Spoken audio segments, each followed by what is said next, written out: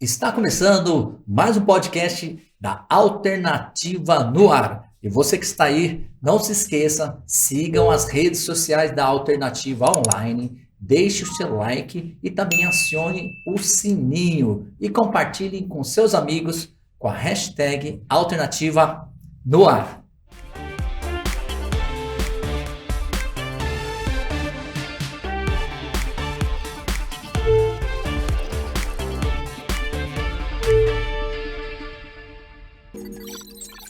E o nosso convidado de hoje formou-se em engenharia química. Como presidente, foi o grande responsável pelo crescimento da Sakura Alimentos e ajudou a difundir os temperos japoneses ao paladar dos brasileiros. Dr. Renato Nakaya, muito obrigado por ter aceitado o convite. E, Dr. Renato, eu sei que o senhor também é uma pessoa também muito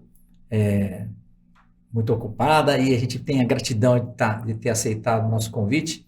E eu sei que o senhor também tem uma história assim incrível, né? Que aqui na Alternativa no Ar a gente procura principalmente entender a personalidade, né? De como é que a personalidade do nosso convidado se formou. Então a gente vai chamar assim, fazer muitas perguntas para o senhor desde lá da sua infância. Então eu vou fazer bastante perguntas para o senhor hoje aqui. O senhor está preparado? Positivo, às suas ordens, porque nesses 82 anos, Joy, da Sakura, eu como descendente de japoneses, primeira geração da imigração japonesa, nós todos não podemos nos diferenciar. Nós Sim. temos sempre estar unidos, interagindo, para que tudo aquilo que nós herdamos da cultura dos nossos pais, a gente possa explorar e possa transmitir para a nossa sociedade nipo-brasileira. Com certeza.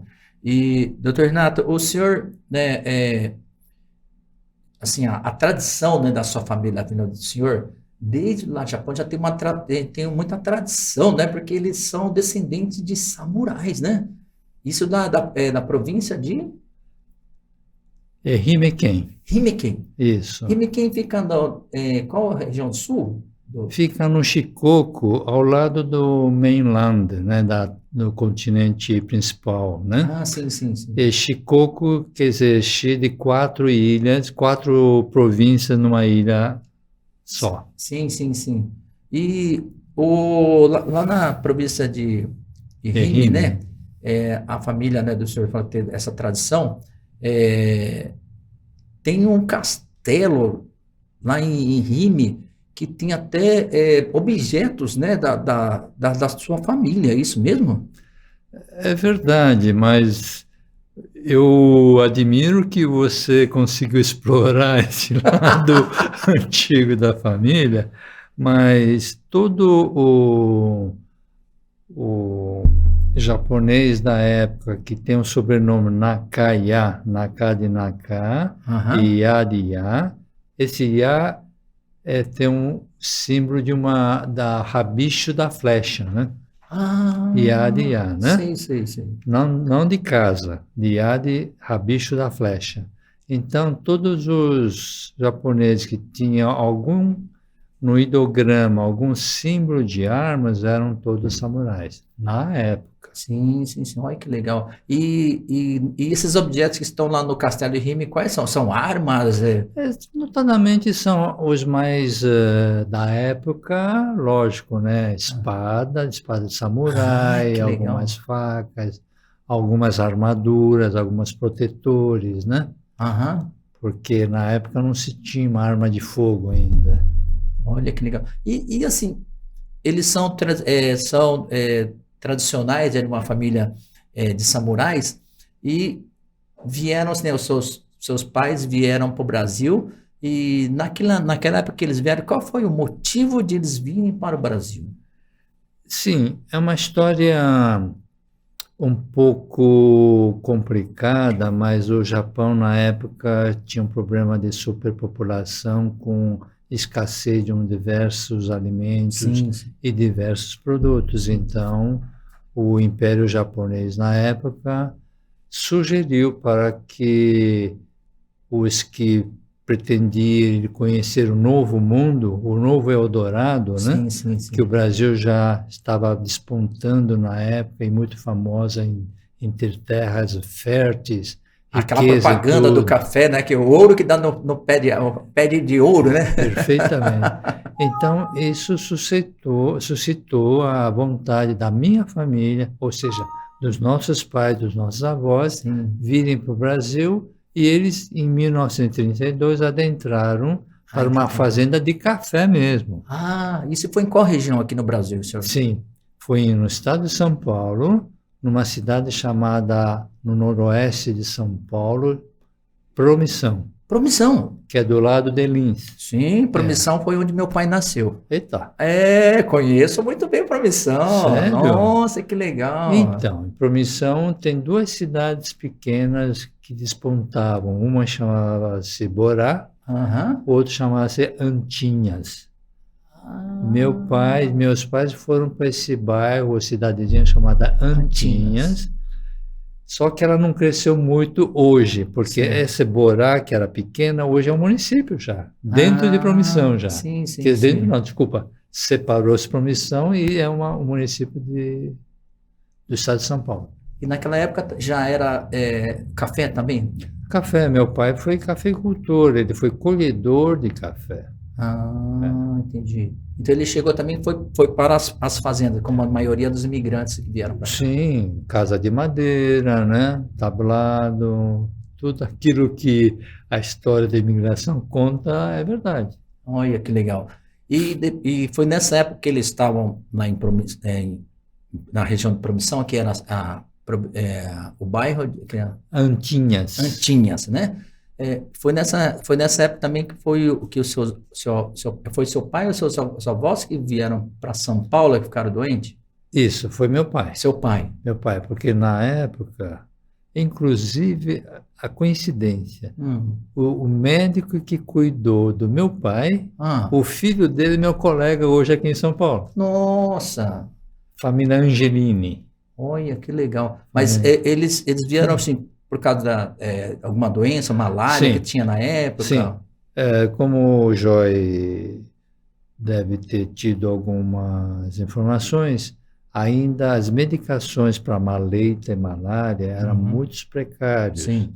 Então, meu pai foi contaminado por malária e maleita. Nossa. E já estava chegando ao óbito. Minha mãe estava preparando tudo já o funeral. Nossa. Mas aí a família falou, olha, arrisca levá-lo para São Paulo.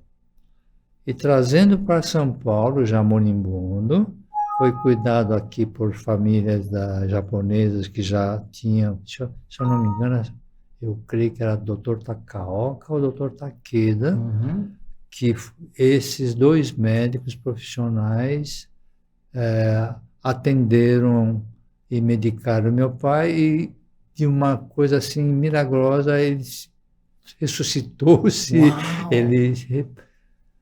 depois disso tudo, a pergunta era, vai voltar novamente para a cafeicultura ou vai ficar em São Paulo?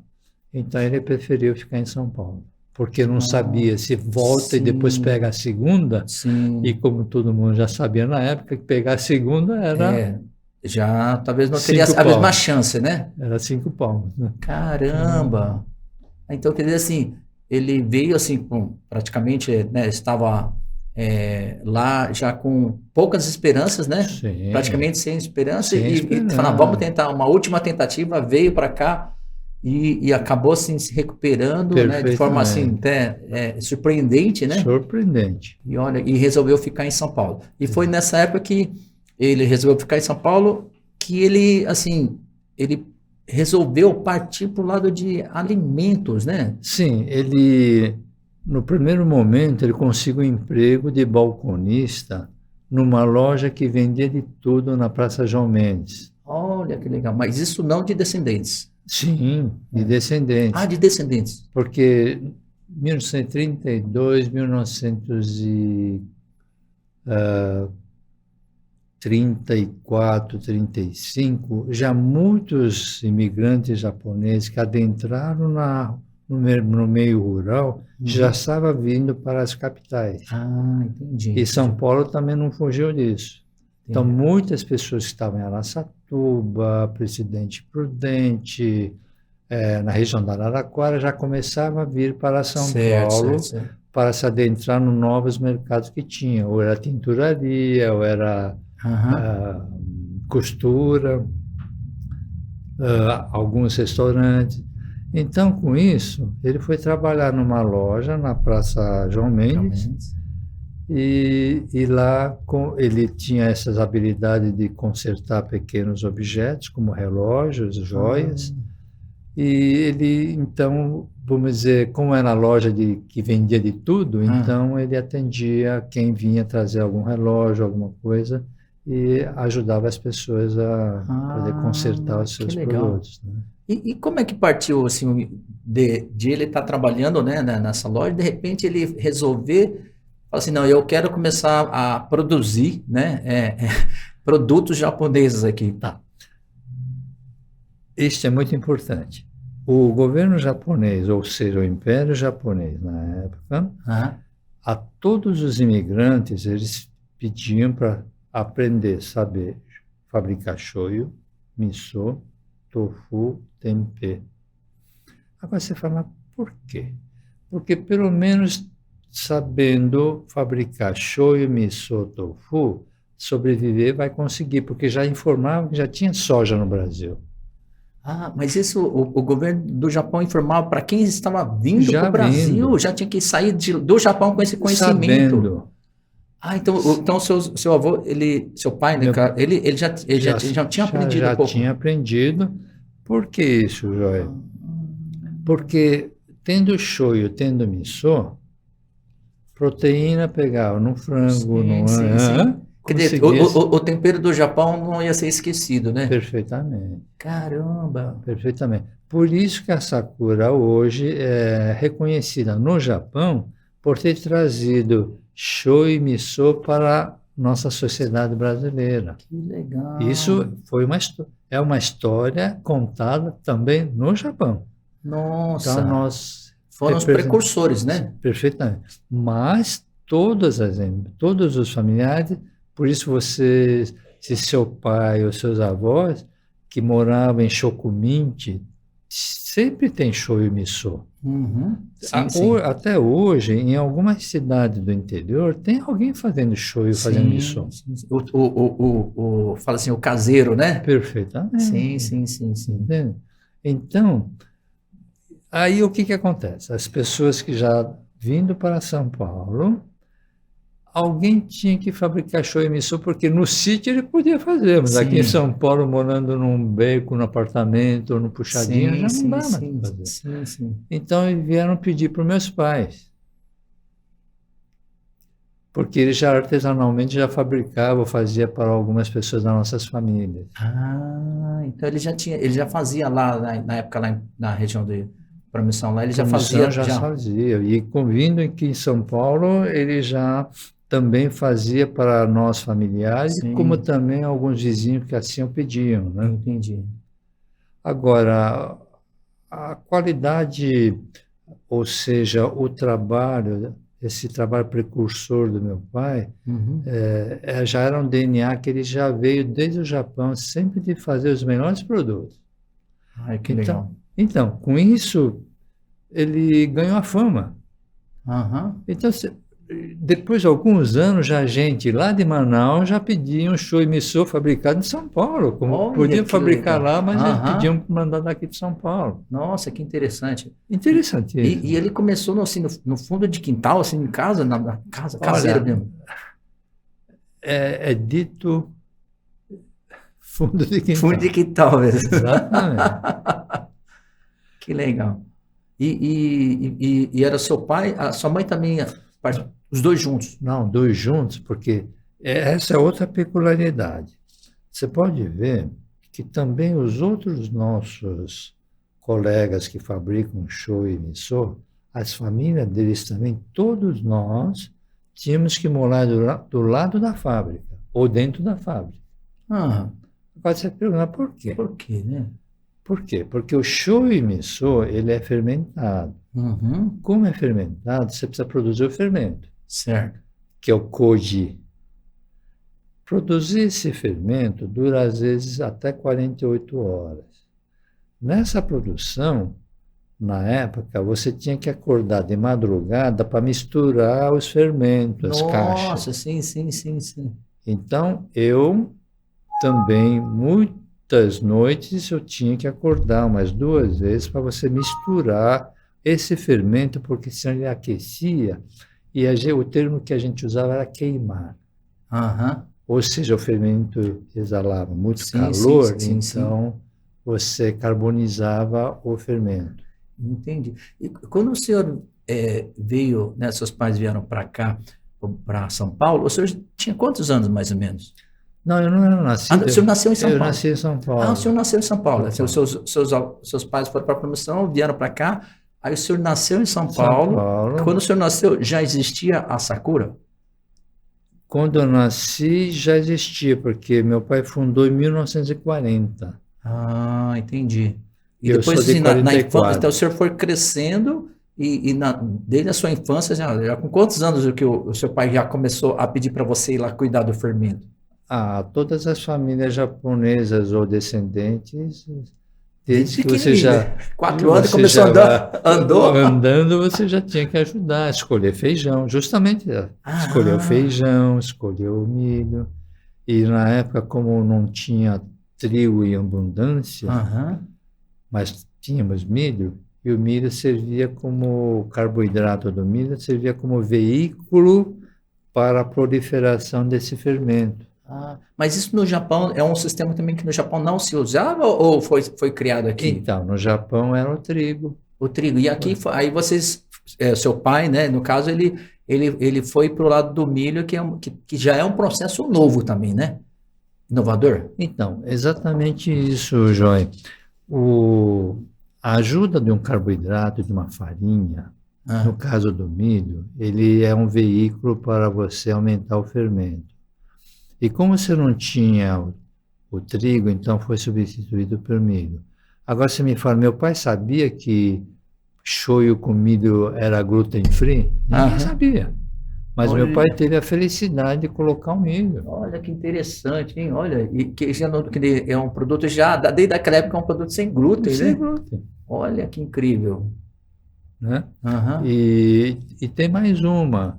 O milho dá para o shoyu, para o nosso sakura, um sabor mais aromático, mais doce. Sim, sim, sim. Enquanto que o shoyu japonês, o shoyu chinês, o shoyu americano, ele agride um pouquinho o nariz, ele tem um pouquinho de acidez. Uhum. Mas para as comunidades, para o pessoal do hemisfério norte, isso é natural. Sim, sim, sim. Mas no Brasil, o pessoal gosta de mais colorido, mais adocicado, Sim, né? sim, sim. Olha que interessante. E, doutor Renato, assim, o nome Sakura, né? O Sakura Alimentos, ele tem remetendo mesmo à flor Sakura? Perfeitamente, É. perfeitamente. A primeira marca que meu pai colocou era Rinode. Ah, Rinode. Rinode Antes de é Sakura, sol nascente, sol né? nascente.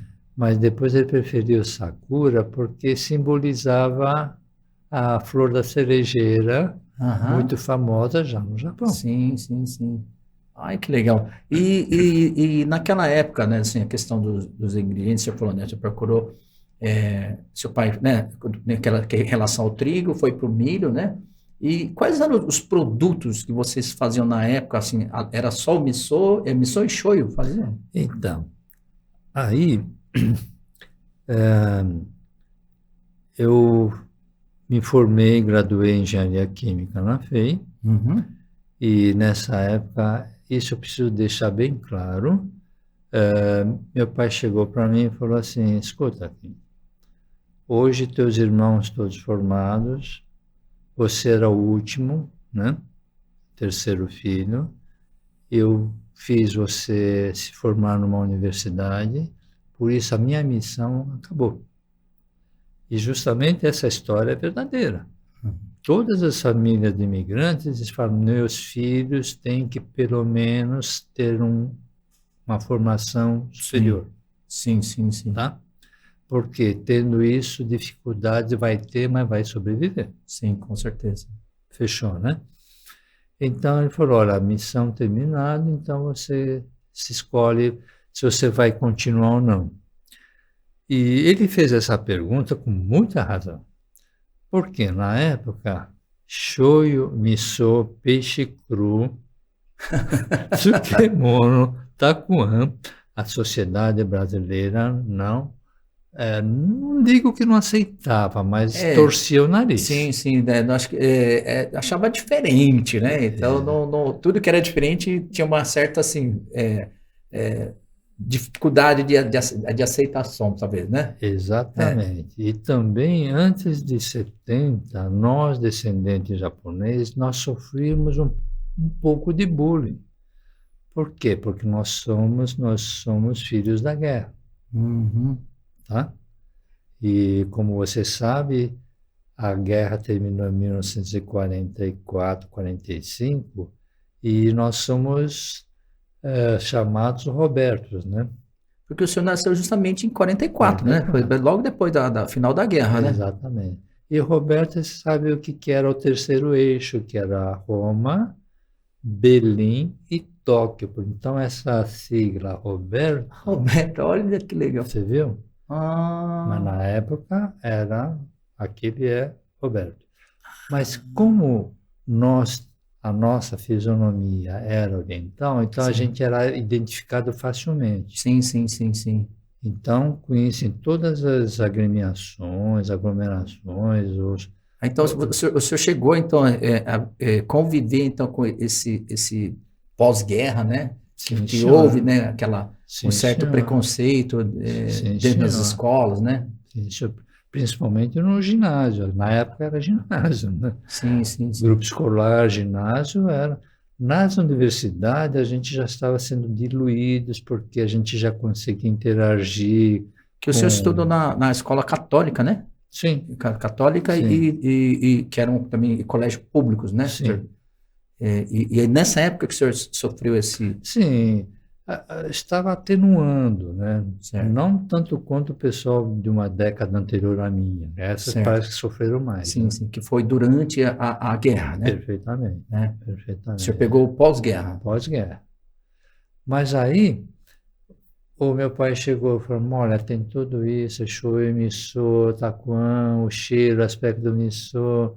Você vai enfrentar? É um dilema, Joia. Naquela época era um dilema isso. Sim, sim. Porque muitas fábricas de shoyu também estavam fechando na época. Ah, Construíram, mas depois estavam fechando. Por quê? Porque porque não a tinha gente aceitação, não tinha demanda, não né? tinha uma perspectiva Entendi. futura. Mas bons ventos começaram a soprar. Porque em 70, década de 70 para 80, o Japão começou a despontar.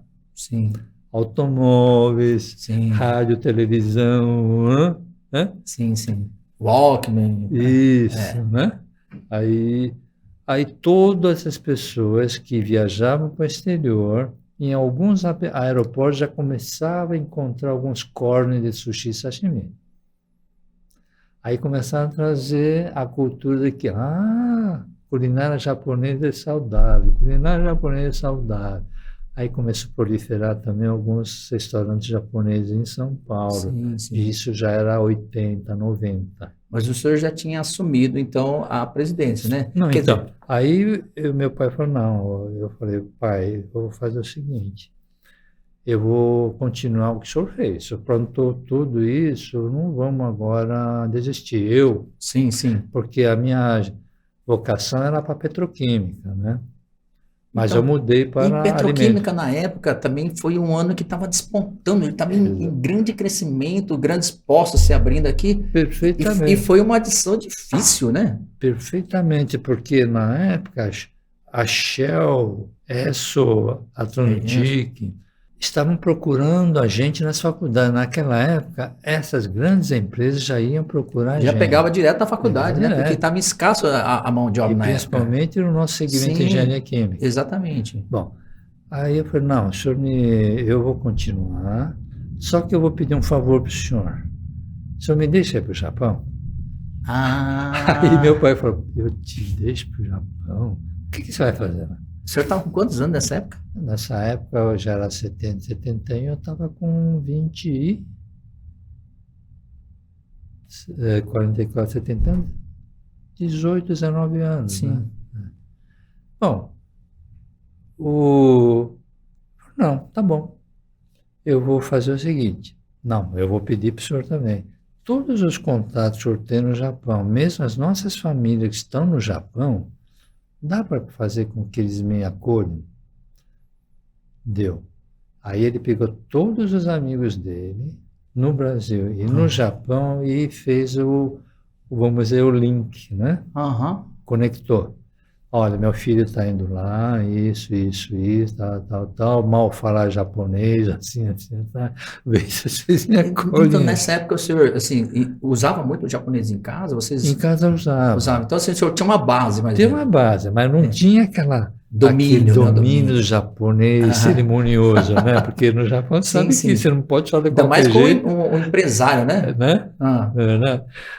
Bom, fomos, eu fiquei quase mais de 90 dias, corri todas as fábricas de show e as maiores, né? é? Aqui, até hoje eu tenho melhores amizades com o pessoal daqui. Olha Né? que legal. Quando eu vou para o Japão, eu visito eles. Quando eles vêm, a diretoria, eles vêm na minha fábrica. Ah, que legal. Mas então, aí eu visitei as fábricas de shoyu, de miso, sake, e mais o quê? As indústrias que produziam já equipamentos para as fábricas de shoyu. Ah, olha que interessante. Tinha 3 fábricas que fabricavam equipamentos e máquinas para as indústrias de shoyu, porque lá você tem, aqui no Brasil você não tinha. Sim, sim, sim, Né? sim, sim. Então eu percorri todas essas fábricas, trouxe umas malas enormes, né? E depois lição de casa. Tá bom? Caramba. Aí começamos, aí em 70, 71, 72, a Sakura já começou a ter seu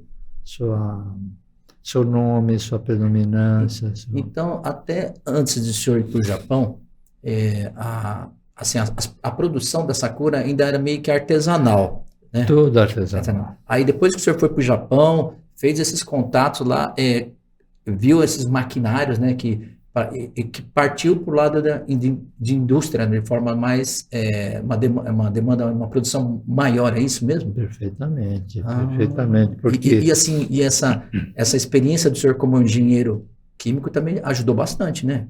Sim, porque você, na época, né, em 70, 71, você pode ser engenheiro, mas você tinha noções de mecânica, Sim, exatamente. Né, de construção, né, de fermentação, de bioquímica, de alimentos, né? Caramba! Porque hoje não, hoje tem engenheiro de alimento, engenheiro disso, engenheiro disso. Tem mais engenheiro do que uma só, né?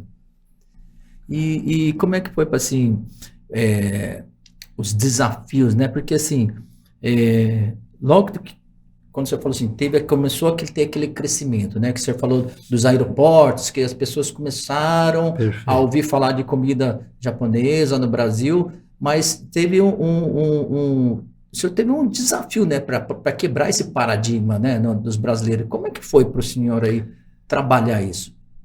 Olha, a gente pode usar como algum modelo, mas você lembra do Chacrinha, não lembra? Sim, com certeza. Quem não se comunica se rubrica, não é? É verdade. Muito bem. Então, essa interação e o conectar com toda a sociedade, não só mais a comunidade japonesa. Desculpa, colônia japonesa. Sim. Hoje é comunidade japonesa. Sim, sim. Então, a gente tinha que interagir e solicitar a todas as pessoas que nos aceitam a interagir, inclusive, de sugestão de sabor do shoyu, do aroma do shoyu, da acidez do shoyu. E com isso a gente foi fazendo curso de culinária em supermercados, eventos culinários, assim, alguma especialidade, como já existia algum festival de Japão na época. Sim, né? sim, sim. E também, se vocês fizeram em 1973, a partir de 73, também as grandes campanhas de marketing, né? Ah, sim. Né? Que aí começou assim, a nacionalizar aí essa campanha também, né? Isso. Nós não podemos esquecer do Mário Kurhara, né? Que Mário foi o Kurhara, primeiro programa de televisão a Imagem do imagem do Japão. Japão. Essa eu fui um grande patrocinador do programa dele. Ah, que legal. Então já na televisão, no programa televisivo aí já, como era um programa, né, de cultura japonesa, já ali já colocava também a E, marca da Sakura. e no fim do ano nós tínhamos aquele evento, né? De cantoria Kohaku Tagasen. Kohaku Tagasen, que eu patrocinei todos eles, Olha que né? legal. Aham. Porque era uma forma de interagir agora com a comunidade japonesa e também trazer os brasileiros também. Sim, com certeza. Olha que legal. Então foi bem nessa época, então, realmente que a cultura japonesa estava sendo assim divulgada a nível nacional e a Sakura já estava desde o início no embalo, né? Então, por isso que, como você sabe, o termo shoyu, miso, sushi, sashimi, ohashi, Aham. ela se customizou hoje praticamente 80% da população. Ah, sim, hoje já faz parte. O pessoal não sabe chamar molho de soja, né? Ele fala shoyu já Shoyu. direto, né? Joé, há uns 10 ou 15 anos atrás, nós fizemos uma pesquisa, Aham. um censo, uma estatística, e você ia nos restaurantes brasileiros onde servia carnes, ou seja, os rodízios de churrascaria, Aham. mas você sempre tinha no buffet de sushi e sashimi. Aham. Poxa, você vai num restaurante que serve carne bovina, carne suína, você vai comer sushi e sashimi. Aí nós fizemos pesquisa. Muitas senhoras iam para o buffet, pegavam sushi, sashimi, um pouquinho de wasabi e colocavam shoyu. Aí a pesquisa foi para a senhora. A senhora está numa churrascaria, está comendo sushi, sashimi? Não, mas essa é uma entrada, né, de peixe, porque a culinária japonesa é saudável, então estou pesquisando algumas lâminas de sashimi. Entendi. Mas a senhora coloca o shoyu, não coloca? Ah, sim, sem shoyu também não dá para engolir o peixe cru, né? Mas, última pergunta. Por que a senhora faz questão de pegar, em vez de garfo e faca, pegar esse palitinho que se chama ohashi? Olha, é símbolo de status, meu caro. Eu, como mulher brasileira, usando ohashi, eu estou subindo, o meu status está subindo como internacionalização de uma culinária. Uau, que interessante, hein? Então você pode ver que em todos os restaurantes que você vai, a pessoa vai no buffet de peixes e frios, a pessoa está usando ohashi. Exatamente, isso é até incrível, né? Porque as crianças hoje, né, que mesmo não tendo descendência, eles hoje já crescem, né? E falam assim, não dá para comer sushi, sashimi sem comer com ohashi, né? Exatamente. É. E você pode ver, aquelas madames pegam o ohashi assim, te mostrando que está usando ohashi, Sim, né? sim. Que ele virou sinônimo de status, né? Mas na época que o senhor iniciou, né, até mesmo na questão logística, né, uma coisa era meio que inconcebível, né? Assim, e até para a demanda ainda estava crescendo, o senhor teve que meio que se adaptar à logística aí, produzindo outros produtos, né? No caso, molho pimenta, molho inglês, né? Não foi mais ou menos isso? Exatamente, Joia. Porque como a Sakura ela precisava distribuir seus produtos, agora não São Paulo, não Paraná, mas Brasil, você precisava atender a logística, aquilo que você acabou de falar. E você só atende a logística se a sua cesta for cheia de produtos. Porque já estava ficando caro um colaborador seu, um veículo seu para levar só dois produtos. Que era o miso e o shoyu. Então, por isso que nós fomos agregando outros produtos que a comunidade agora brasileira, a sociedade brasileira já estava customizado a consumir. Olha que legal. E foi em 1974, o senhor aí também teve uma passagem, né, importante na vida do senhor, que o senhor, né, se casou com a dona Marisa, né? E nessa época de 74, o senhor chegou assim, né, dentro da família, assim, né, por ela não ter a descendência, né, de japoneses, também dentro da família, também teve alguma coisa assim de preconceito, assim, ai, meu filho está namorando uma não descendente. O senhor chegou a passar por isso também? Sim, todos nós passamos. Porque nessa época se falava muito disso, né? A nossa geração passou. Eu creio que de 2000 para cá, eu acho que isso já... não, hoje já totalmente, né? Tanto que o Henry lá, né? O Henry é casado com uma brasileira, minha filha é casada com um sueco, Sim. Meu filho, o Regis, casado com o Giacomo Nisei, a Sim. minha filha é casada com outro Nisei, né? Eu tenho 4 filhos, né? Mas na época o senhor chegou a ter essa passagem, ter que desafiar assim, não, pai, é que eu gosto muito dela. Como você sabe, né? Eu acho que a geração anterior à sua deve ter passado por isso, deve ter tido muito com certeza, miais, com né? certeza. Eu aceitei, tive que atender muitos miais por pressão, mas com toda a ética, com toda a educação, você tinha que declinar, porque Sim. você não adianta você enganar, né? Sim, sim. E foi em 1975, o senhor teve a oportunidade de ir novamente, né, para o Japão, né? Sim, Essa segunda ida foi por qual motivo? Aperfeiçoamento. Aperfeiçoamento também. Aperfeiçoamento e fazer esse aperfeiçoamento é ir adquirir novas tecnologias, porque o Japão também já estava desenvolvendo novas tecnologias para shoyu. Entendi. E foi nessa época também que o senhor também começou a ter essa percepção dos aeroportos, né, que o senhor comentou. Sim. Foi nessa viagem que o senhor Sim. falou de olhar que, nossa, nos Estados Unidos tem restaurante japonês, né, de outros países já tinham restaurante japonês. Nos Estados Unidos, né, na França, na Inglaterra, todo lugar onde você fazia o ponto ou a baldeação, você tinha já. Inclusive, alguns pratos dentro do próprio avião já vinha algumas coisas japonesas. Sim. Quer dizer, aí o senhor foi, isso até assim, acabou, cria um estímulo, né? Que você vê que você está no caminho certo, né? Porque falando, não, olha, aquilo que até anos atrás, alguma década atrás, era uma coisa assim difícil, que no caso do seu pai, né? Passou por isso, de falar, nossa, a culinária japonesa, fica aquela dúvida, realmente, será que eu estou no caminho certo? Será que um dia vai ser aceito pela nossa sociedade? De repente o senhor começa a ver, internacionalizar, isso deu um estímulo para o senhor também, né? Sim, tanto é verdade que não querendo pular muito, mas o nosso Sakura Kin é um produto que eu creio que nós acreditamos que vai ser o shoyu do futuro. Olha, que legal. Depois eu posso explicar melhor. Nós vamos falar com essa parte com certeza. Então, essa parte avançada, né, Joia? A nossa equipe de pesquisa e desenvolvimento e de inovação que nós temos na Sakura, ela trabalha constantemente na procura de novos produtos, com melhores produtos.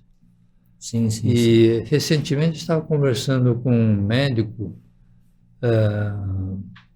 por sinal pediatra, mas por que pediatra? Porque já está analisando, acompanhando crianças já de hoje, que ele está percebendo que o DNA das crianças que estão nascendo hoje já tem um DNA que ele acredita que 120 anos vai ser a expectativa de vida dessas crianças que estão nascendo hoje. Caramba! É uma notícia nova isso. Uau! É uma notícia nova. Nossa! Incrível mesmo. Incrível. E ele está estudando isso. Olha, que legal. E doutor Renato, em 1975, também nessa ida que o senhor foi para o Japão, foi na mesma época que vocês começaram a ampliar também até os próprios segmentos, né, da Sakura, né, que foi para a área de construção e também a área de agropecuária. Foi nessa mesma época, né? Então, Eu acredito, né, Joia, que teus pais, teus avós, também, de uma certa forma, o nosso DNA tinha a seguinte instrução, que como está vindo para um novo país, um novo continente, no Ocidente, então o temor dos meus pais era de que a gente poderia sofrer um revés Uhum. de não só de saúde, mas de sustentabilidade das famílias. Certo. Então, já os meus pais já me ensinavam e me orientavam a nunca ficar num negócio só, Ah, diversificar. diversificar. Sim, sim, sim. E tanto é verdade que hoje, nós empresários, nós somos heróis, né? Porque o que nós passamos aqui no Brasil, Com certeza. o empreendedor americano, japonês ou europeu não tem toda essa dificuldade que nós temos, Isso é verdade, isso é verdade. Lá no Japão até tem uns faz. Se passa uma dificuldade, ele já, né, harakiri. né? E é É verdade. verdade. Então, com isso, ele me instruía, nos instruía a ter outras atividades que possam, de uma certa forma, linkar ou ter uma sinergia, né? Sim, sim, sim. E também depois a própria Sakura, né, foi crescendo, que a primeira fábrica foi aqui em São Paulo, Em Viracarrão. Vila Carrão, né? Que até hoje tem é no mesmo local da sede. Sim, Ah, na sim. mesma. A nossa tradição é de onde começou, Manter ali, né? manter. Ah, e depois abriu a fábrica de Boituva. Isto Isso foi em que foi ano? em Em 1980. 1980. Mas em 1976, hein? Ah, Já nessa época eu fui o protagonista da fusão e incorporação com a fábrica do meu tio que fabricava shoyu com a marca Cereja. cereja. Então, é isso que eu me lembro bem, até eu tinha uma dúvida, porque eu via o cereja, mas eu também via o símbolo da Sakura, né? Só que estava escrito Exatamente, cereja, mas com mesma marca, assim, no mesmo desenho. Era por causa dessa fusão? exatamente. Então, Ah, na época, o meu pai fundou em 1940. Esse ah, meu tio, que é irmão mais velho do meu pai, fundou em 1950, aham, 10 anos depois. sim, E nessa época não se pensava de um entrar no mercado do outro, sim. né? Não se tinha aquele Rixa, né? faísca de, faísca de Não sai, não concorrência, sai faísca, né? né? Então, com isso, São Paulo, a empresa chamava-se Soikishi Nakaya e Companhia, ou Aham, seja, S. Nakaya e Companhia. A do meu tio chamava-se Hidekazu Nakaya e Filhos. aham. Tá bom. E os dois usando o mesmo emblema da Sakura, Que era a cerejeira. cerejeira. É, Sakura e cereja é igual.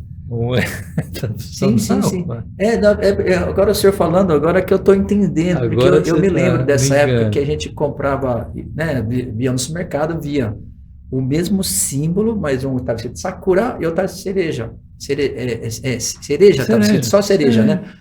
Aí até a gente ficava na dúvida, né? Assim, ué, será que é o mesmo produto? É diferente? É a mesma empresa? E eram empresas Então, diferentes, de famílias de diferentes. família diferente. Mas adotaram o mesmo símbolo. Exatamente, porque ninguém fala, pô, vamos Ô, invadir o você está usando o mercado. meu? Você está usando. Ah, não. Aí, sem querer, querendo, a Aham. própria população, os próprios consumidores nossos chegaram a fazer, falando até um linguajar. E aí?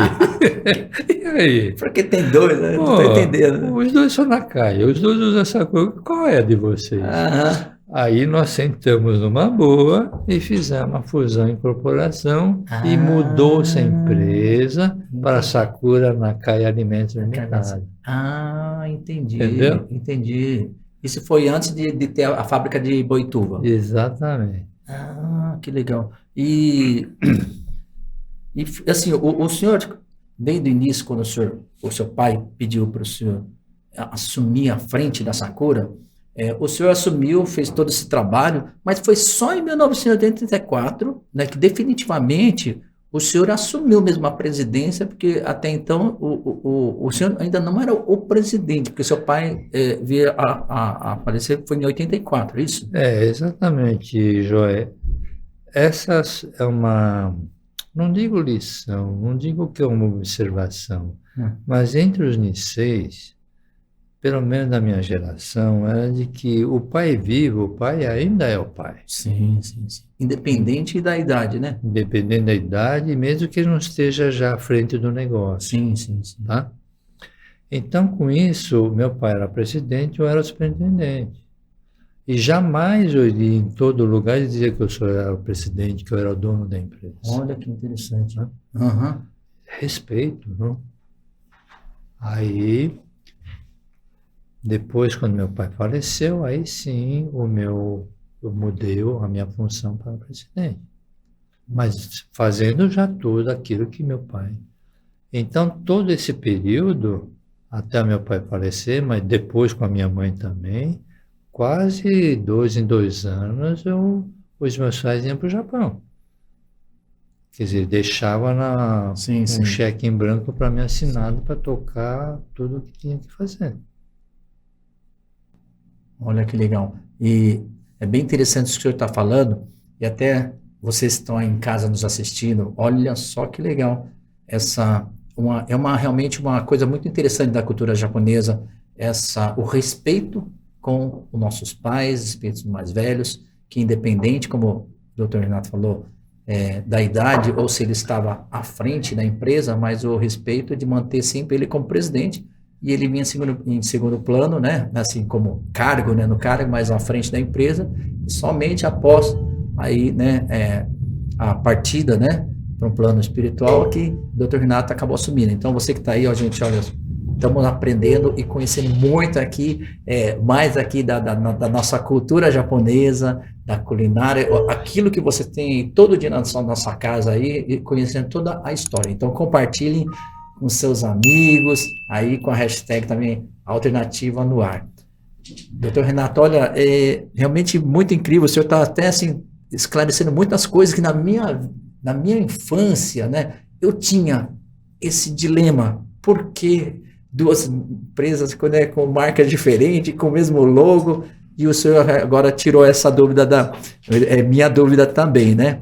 E, assim, hoje o senhor vê que o shoyu, né, assim, a comida japonesa, a culinária japonesa, né, ela aqui em São Paulo se fala-se, né, que tem mais restaurantes, né, de culinária japonesa do que pizzaria. Ultrapassou já faz anos isso, né?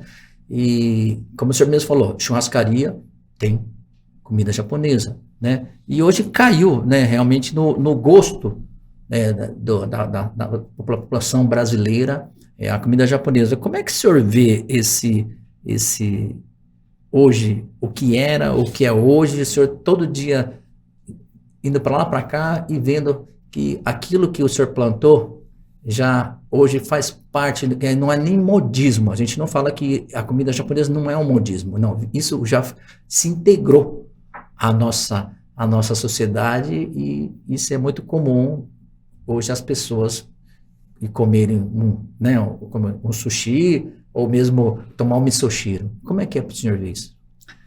Então, Joia, a história do shoyu, a história do miso, elas se confundem e também remete a 3 ou 4 mil anos antes de Cristo, a existência desse produto. Uau!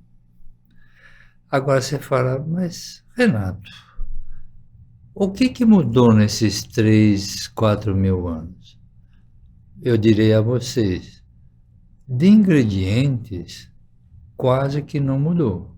O que está mudando é a qualidade dos ingredientes que hoje nós já cultivamos uma soja não transgênica, o milho não transgênico, com as melhores variedades de espécimes de grãos e usamos as melhores tecnologias de produção do shoyu e do miso.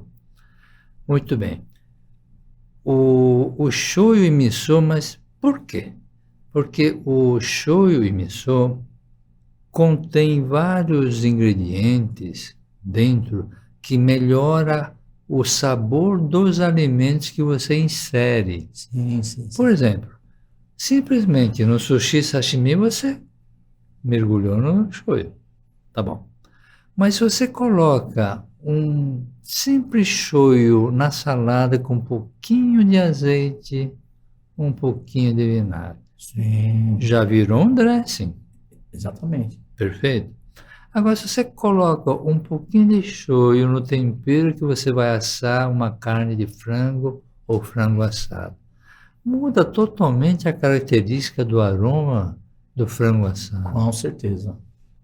Quer dizer, o tempero, né, o show e tanto isso, eles hoje eles integraram a várias receitas, né, assim, que fora até do padrão oriental, que ele já é considerado temperos da culinária. Perfeitamente. Então, em todos esses anos, a gente acredita que o shoyu miso, quando bem fabricado, bem monitorado todas as suas características, ela vai ter um consumo cada vez mais ascendente.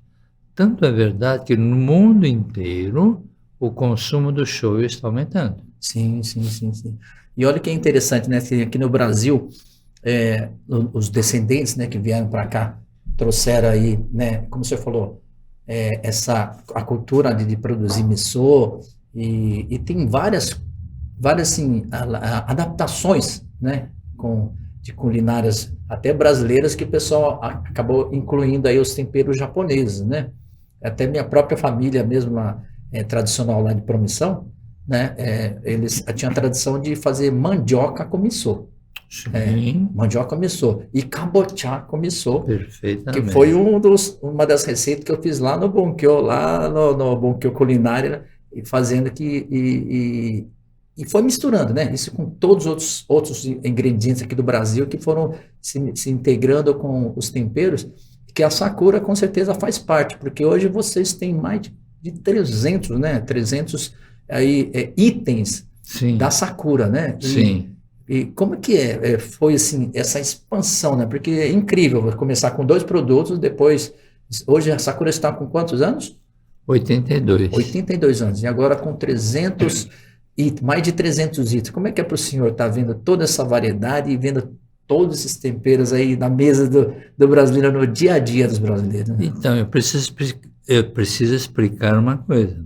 Nesses 300 e tantos produtos, não todos vão para a prateleira dos supermercados. Ah, Muitos produtos são produtos industriais. certo, certo, certo. Hoje nós temos uma divisão na companhia que chama-se Food Ingredients.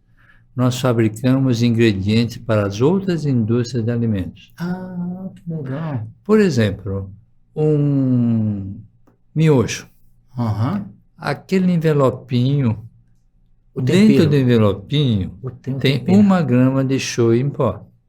Então você multiplica essa 1 grama Por pelos milhões milhões de sim, envelopinhos, então você são vê toneladas como de. fica. Sim, sim, sim. Entendi. Tempero de alguns produtos cárneos, né? Para alguns embutidos, Sim, sim. vai também um pouco de nosso produto de shoyu, uma variedade de shoyu desidratado, Sim, sim. né? Por exemplo, alguns mercados grandes que usam aquele jerky, aquela carne salgada, quase o nosso jabá, mas que vai para o exterior, Aham. vai shoyu. Olha que legal. Por exemplo, esses amendoim japonês, que não tem nada de japonês, né? Aquela casquinha dura, né? Exatamente. É. Mas naquela casquinha Tem shoyu. tem shoyu. Nossa. Ah, é. Por isso que será que dá aquele salgadinho diferente? Exatamente. Que interessante. Agora nós temos outra divisão que chama-se Food Service, que nós atendemos só restaurantes e grandes empresas de buffet. Mas você fala, mas o que você faz? Nós fazemos dressings, alguns produtos que o dono do restaurante ou o restaurante, em vez de ele fabricar na sua cozinha, ele pede para a Sakura produzir.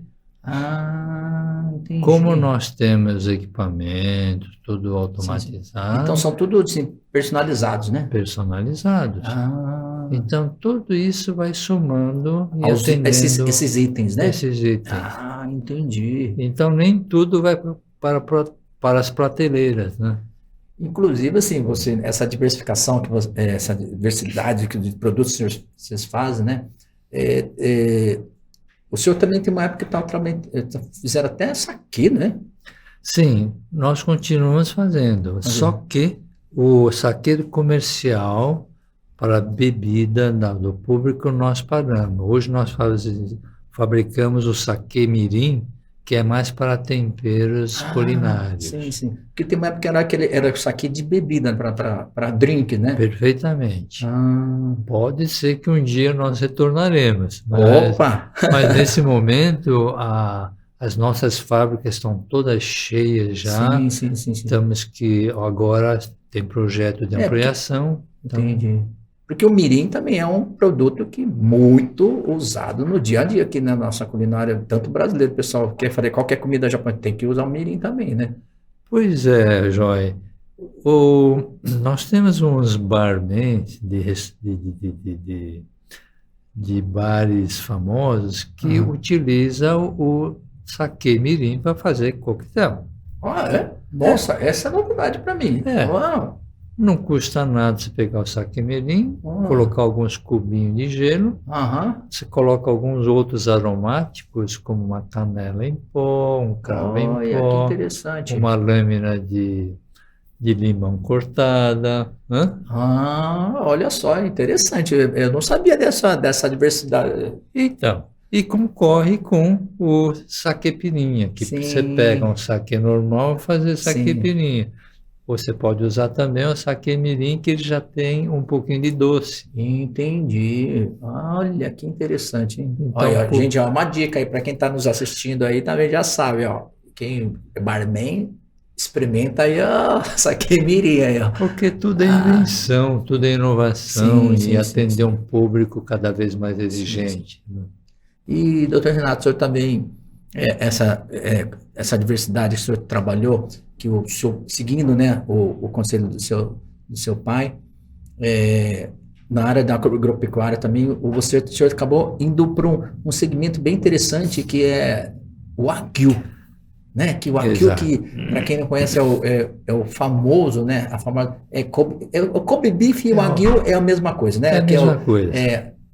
Ocidentalmente, o pessoal fala Kobe Beef, mas o Wagyu é uma carne que tem a maior marmorização no mundo, né? Perfeitamente. E como é que foi que o senhor entrou nesse segmento de Wagyu?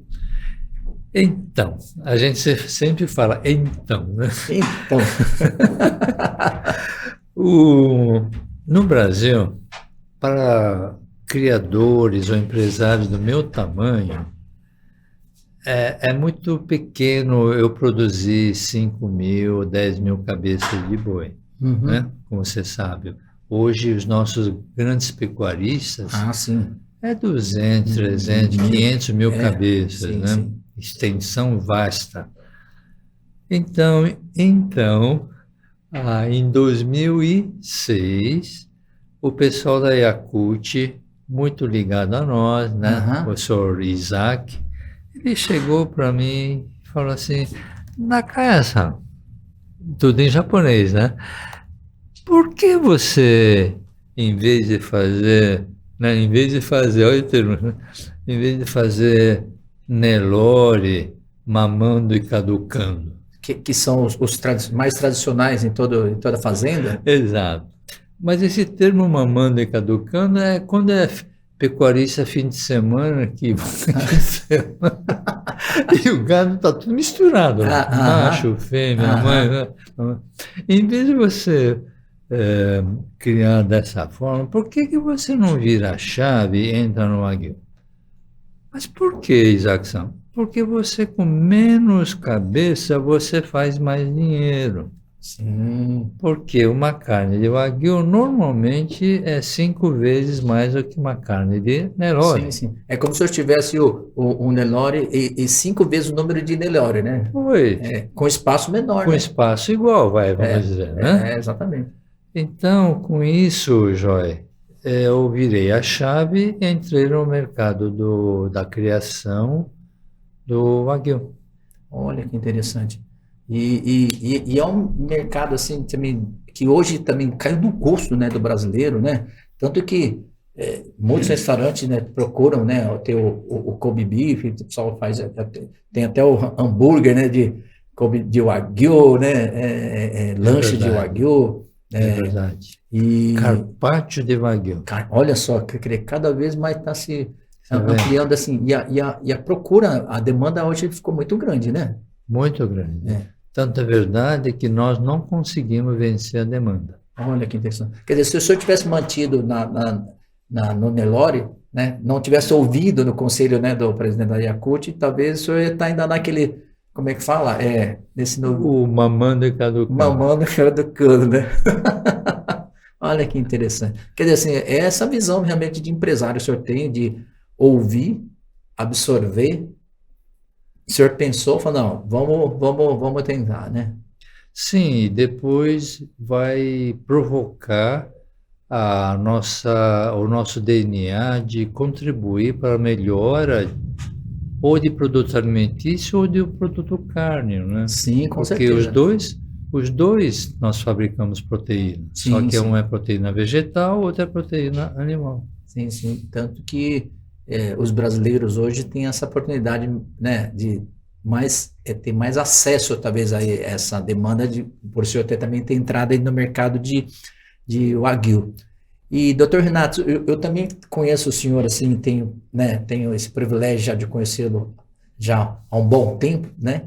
E também sei que o senhor, assim, é um grande incentivador, né? Realmente apoiador da nossa cultura, como o senhor mesmo falou, desde a da época do Imagem do Japão, né? O senhor fez lá todo o marketing, mas também graças ao patrocínio do senhor, que esses programas também existiam, né? E o senhor também sempre tem um trabalho muito forte na lado do voluntariado também, né? Que eu conheci tanto o senhor lá na época que estava no Bunkyo, na Sociedade Brasileira de Cultura Japonesa, como também no Hospital Santa Cruz, né? E como é que foi para o senhor esse envolvimento, né, nessas entidades que é como voluntariado, né? O voluntariado tem seus tempos, suas épocas e seus espaços e as suas idades. Quando jovem, a gente ajudou muito movimentos do grupos escoteiros. Isso é muito O importante. senhor também fez parte de um Sim, escoteiro também? sim. Isso em qual grupo, senhor? Caramuru. No Caramuru?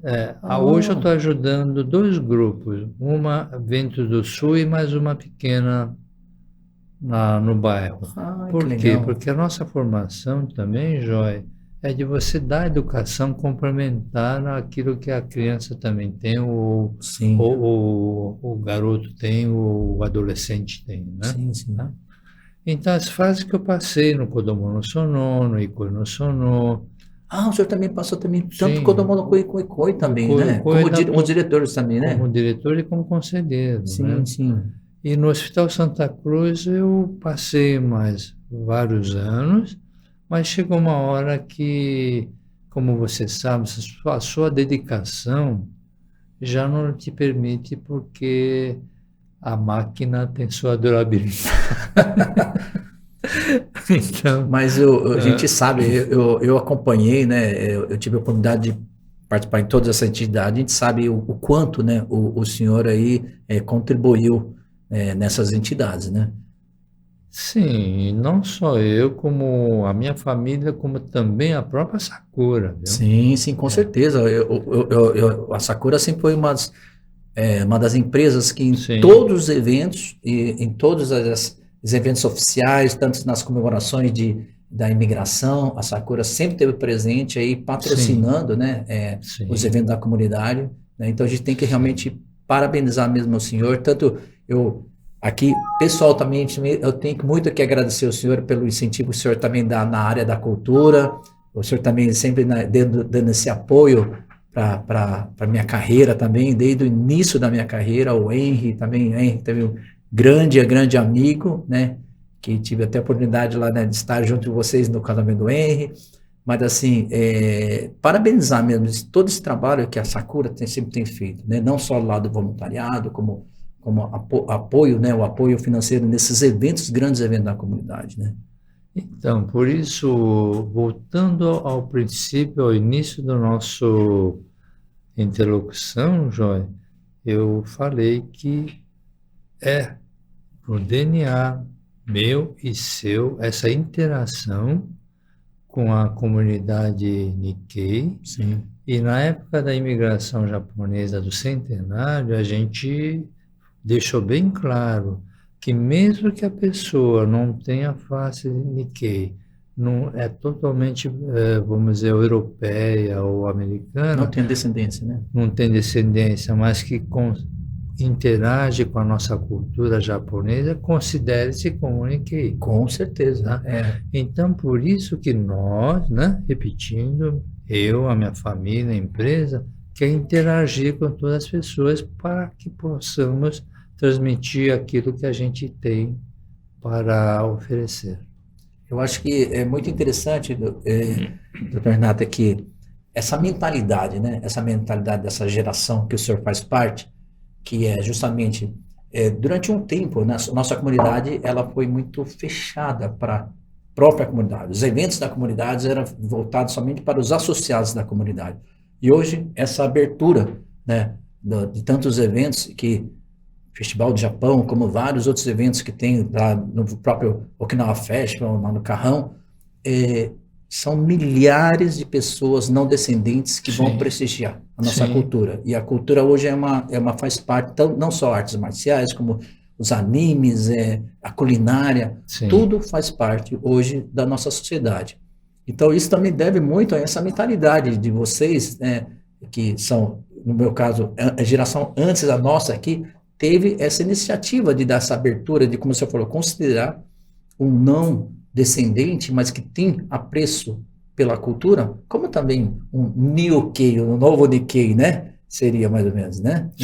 Então isso já gerou muitos frutos, né? Então, olha só, gente, você que está aí, que está vendo, tudo que você faz parte hoje, aí tem essa oportunidade de ter essa proximidade da cultura, também é graças a essa geração do senhor Renato Nakaya, que teve essa mentalidade e falou assim, não, precisamos abrir a nossa comunidade para a nossa sociedade brasileira. Então, compartilhem, gente, com seus amigos, porque essa história aqui está realmente incrível. A história do Dr. Renato, né, que eu já admirava demais o senhor, né, sempre assim, pela proximidade que eu sempre tive com o Henry, né, esse carinho que a gente tem por ele, e pela família Nakaya, e também pelo senhor. E como é que o senhor vê, assim, né, a nossa comunidade daqui para frente? Parece que a pandemia nos distanciou, mas nós não somos adivinhos e não somos também futurólogos, mas teremos que criar novos meios, novos caminhos, viu, Joy? Eu creio que agora a bola vai ser sua, de comunicação com a comunidade. E fazer com que a comunidade, os jovens principalmente, sintam a necessidade de interação com a própria comunidade ou se estender para mais. Sim. Então, eu tenho visto umas falhas muito grandes nos jovens que os Kenjinkais mandam para o Japão. Você sabia desse programa, né? Sim. Por ano vai 2, 3 de cada província para o Japão. Sim. Todinho pago pelo Japão. Sim. Quando retorna, eles ficam mais uns 3, 4 anos, depois somem.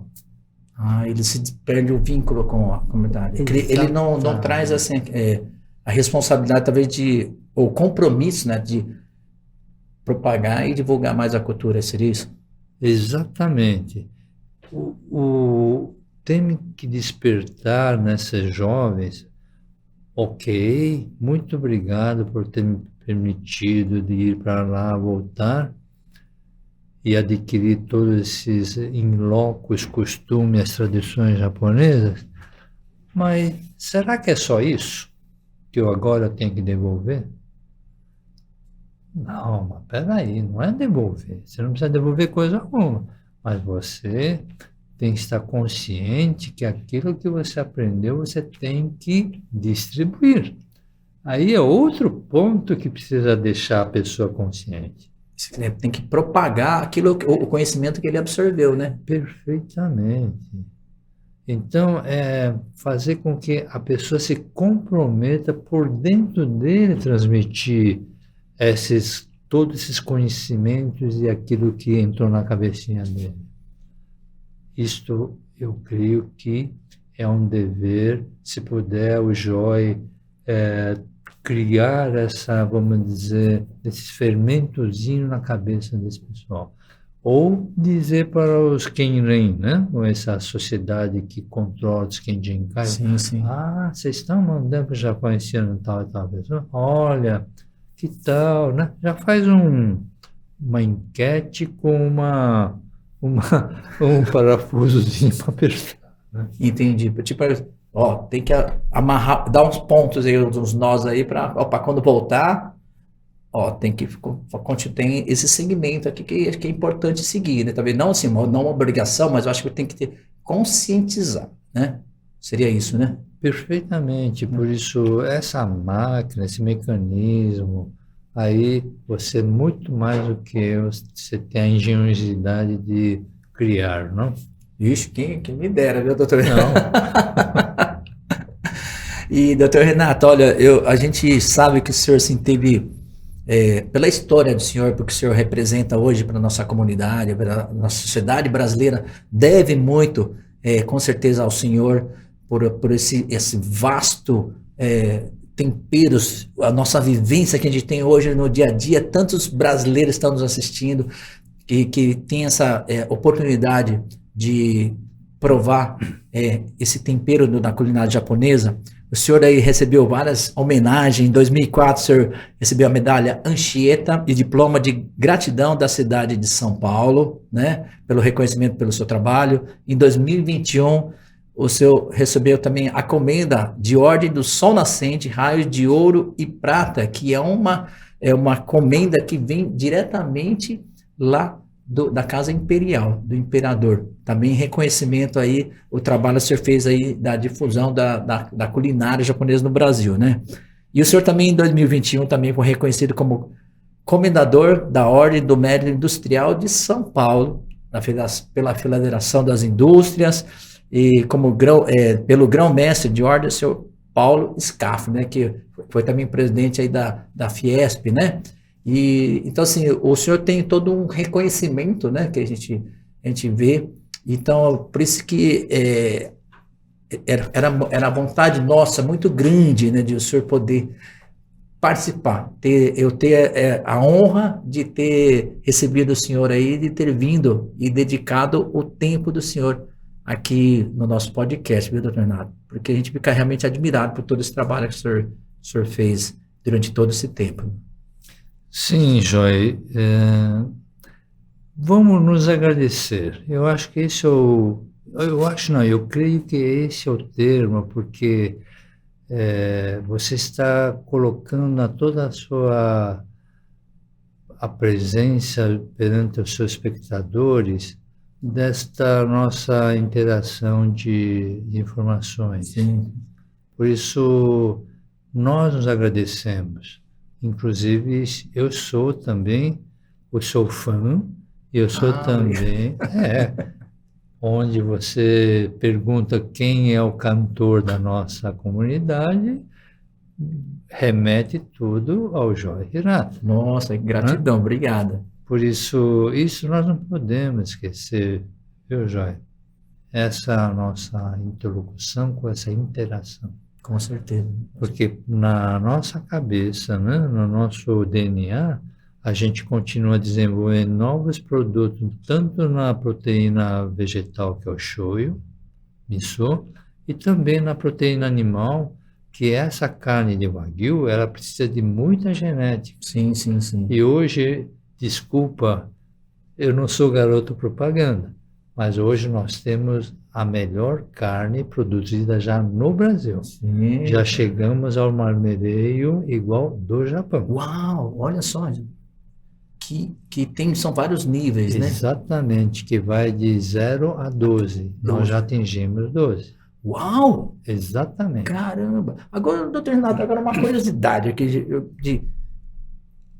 é lenda que ou é verdade de que as vacas de Wagyu lá no Japão recebem tipo massagem? Olha, não é lenda. Tem Não é criador que massageia seus animais. Mas para distribuir a gordura, será? Uma coisa assim? Exatamente. Esse efeito é igual nós. Se você tem um massagista que te massageia seu corpo, você se relaxa. A distribuição de adrenalina, tudo, serotonina, fica todo em um equilíbrio mais confortável. Então, tem alguns produtores, pecuaristas, que têm um equipamento que o animal passa, ele massageia, ele tem um celular, tem uma fotocélula que massageia o animal, ou por vibração ou por agitação de escovação. Olha que legal. Então quer dizer, gente, então é tudo maquinário, porque eu ficava imaginando um cara fazendo assim a massagem nas costas da...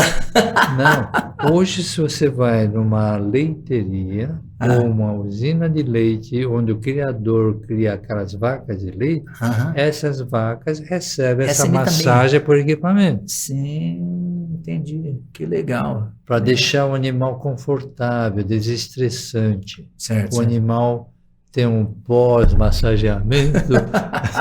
Entendi. Sem estresse, acho que tudo é mais doce, né? Sim, porque você tem que ter maior produtividade do leite, ou você tem que ter um marmoreio mais elevado. Sim. E, doutor Renato, a gente estava falando, né?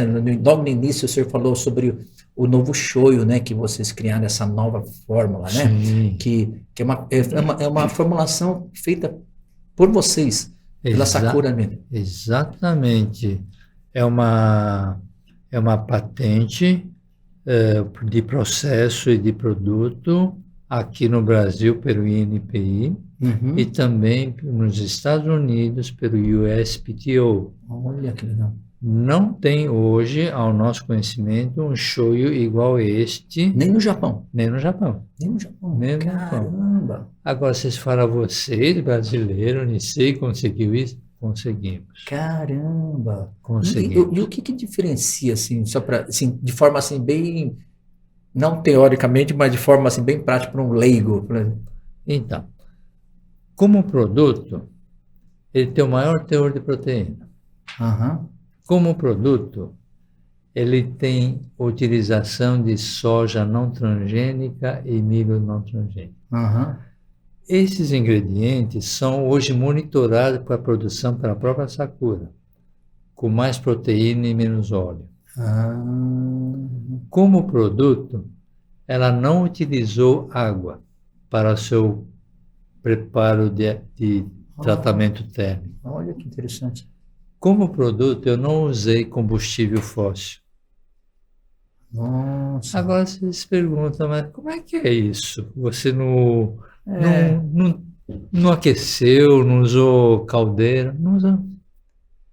Caramba! Tá? É um equipamento que nós desenvolvemos que, teoricamente, ela extrai o óleo e a própria soja ela já está preparada para ir para as estufas automáticas. Caramba, olha.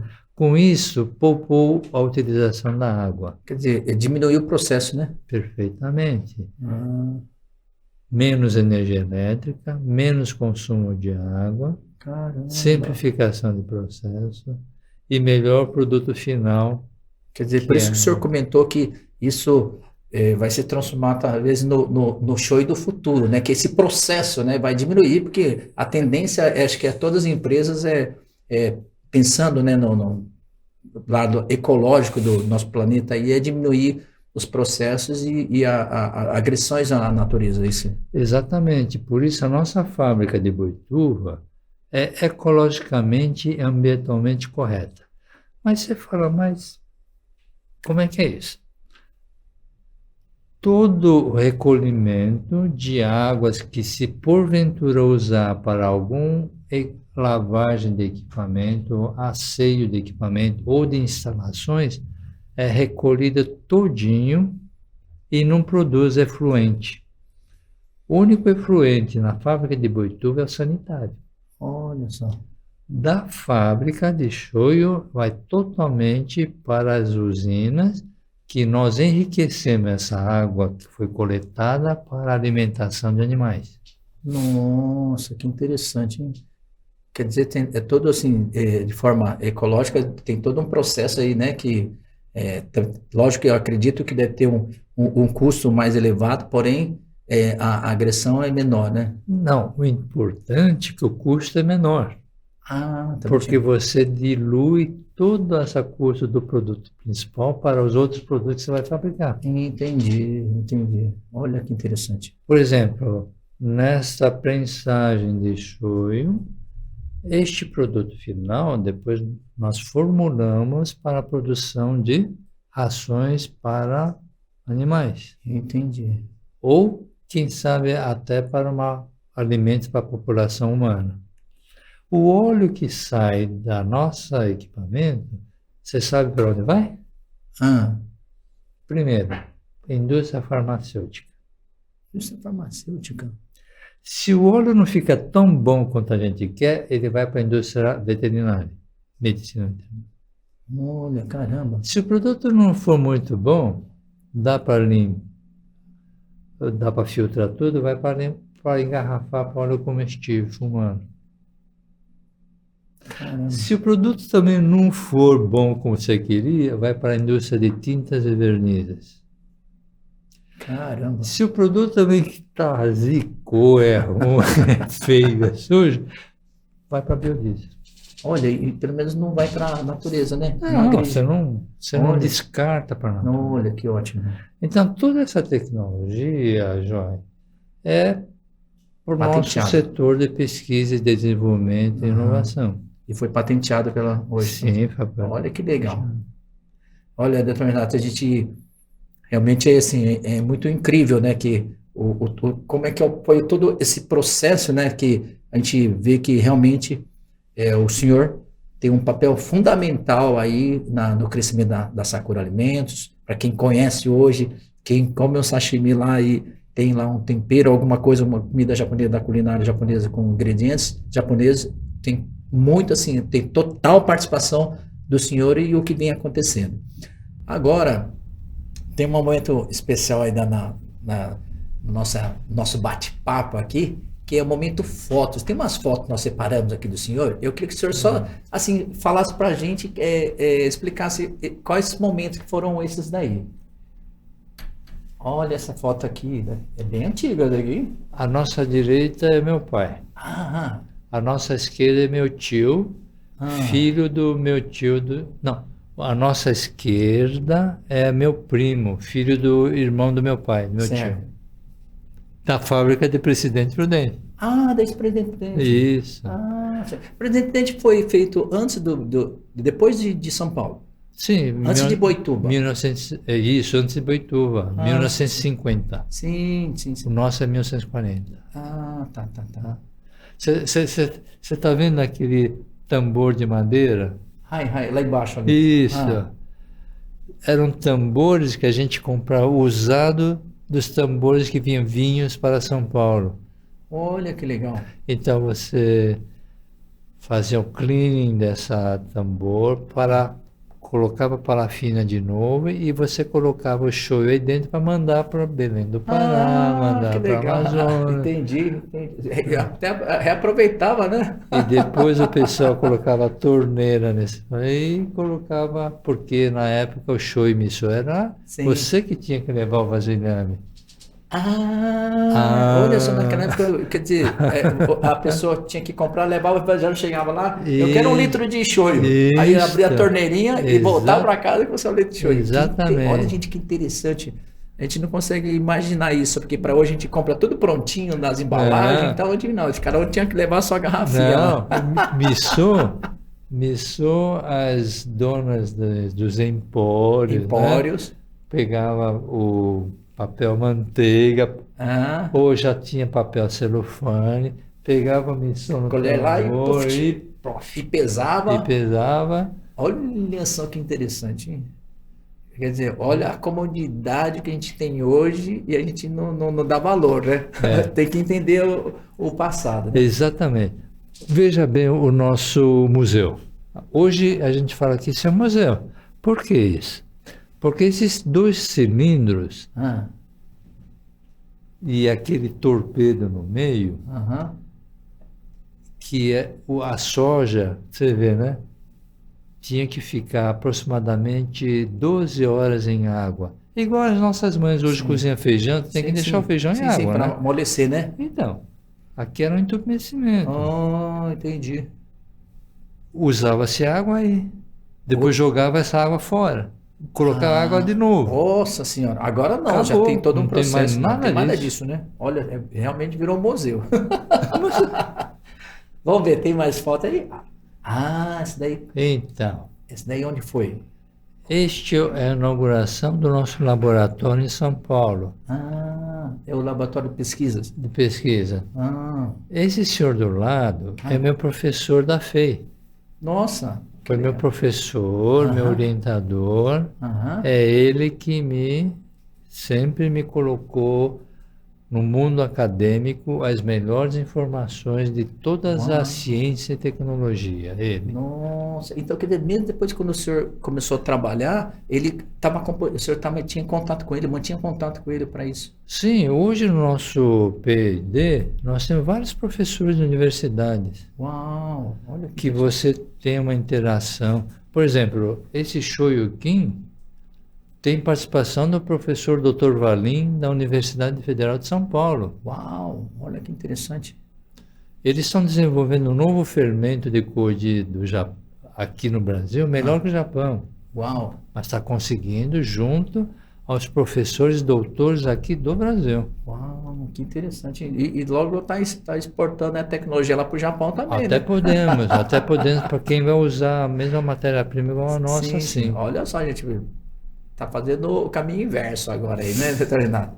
E próxima. Olha. Putz. Onde foi daí? Essa é a fábrica de Boituva. Essa é a fábrica de Boituva.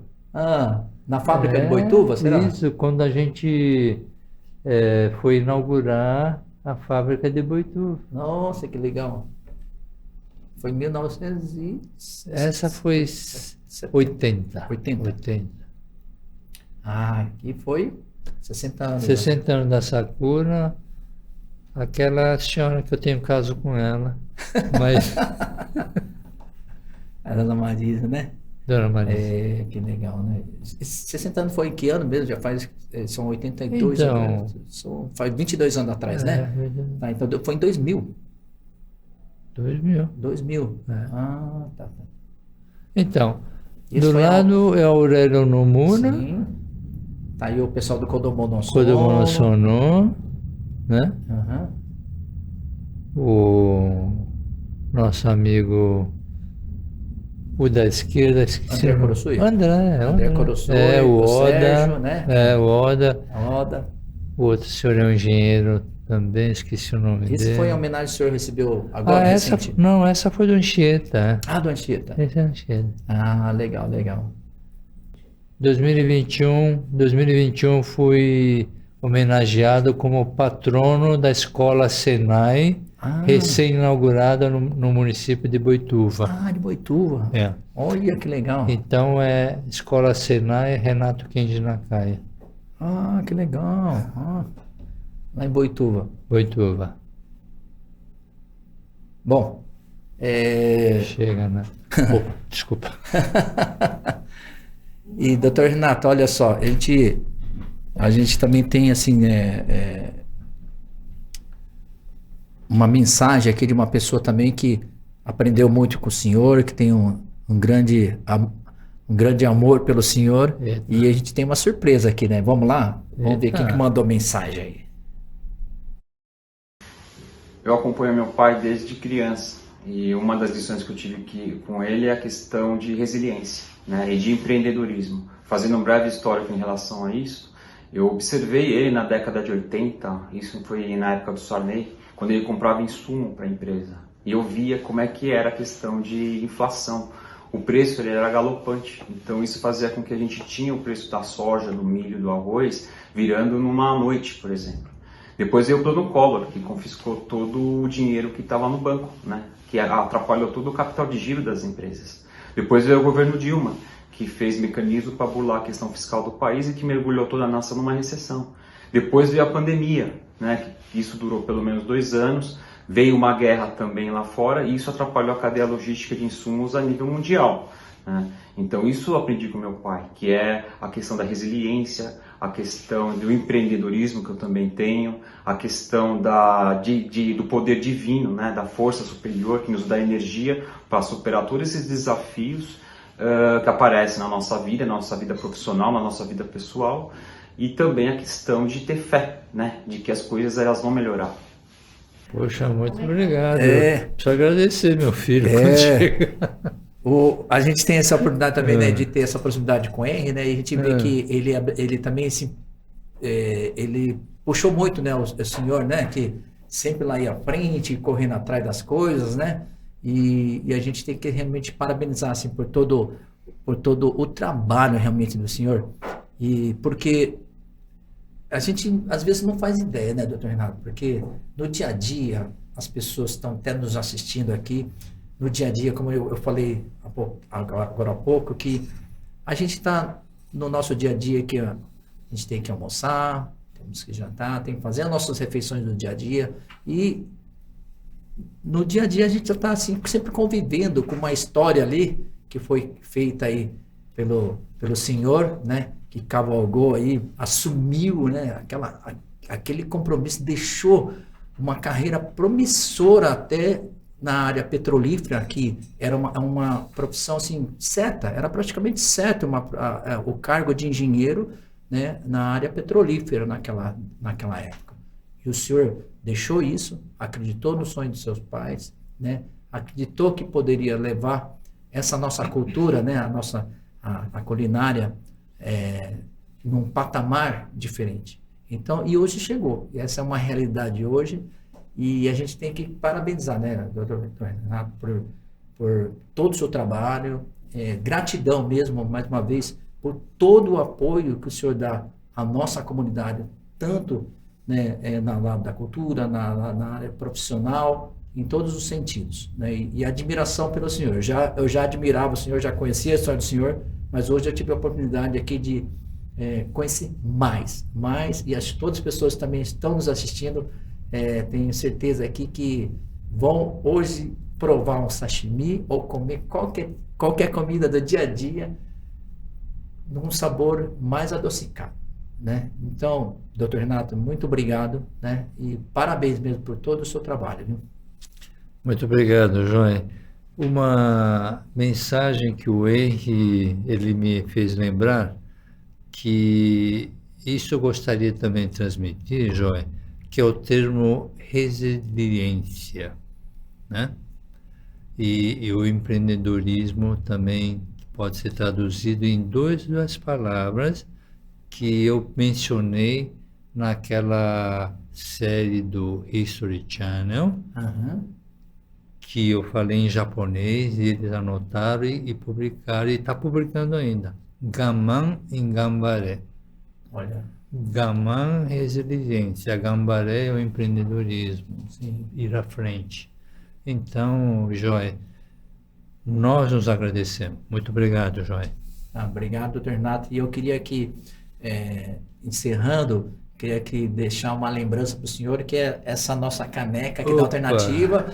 O senhor, quando estiver lá na fazenda, tomando um chazinho, comendo um churrasquinho de Wagyu, né? E desejar mais sucesso, muitas felicidades aí, curtindo os netinhos, né? E também aí agradecer a gratidão da nossa comunidade, a Sakura Alimentos e ao senhor, né? Sim, Joy. Não querendo repetir, vamos nos interagir. Com certeza. Perfeito? Com A certeza. comunidade é nossa. Com certeza. Tá? Com sangue de japonês ou sem sangue de japonês. Todos somos Todos Nikkeis. somos Nikkeis. É isso aí. Gente, estamos chegando ao final do nosso podcast, esse papo incrível com o senhor Renato Nakaya, passando a sua experiência de vida. Obrigado a você que ficou até agora ouvindo, compartilhando essa história incrível e espero vocês até a próxima, se Deus quiser. Valeu, gente. Tchau, tchau.